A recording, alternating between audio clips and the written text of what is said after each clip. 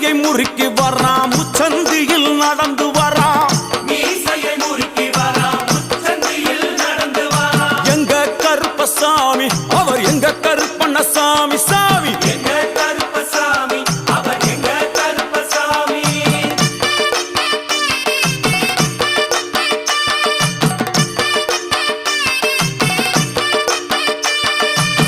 பில்லாளி வீரனுக்கு வீரமணி கண்டருக்கு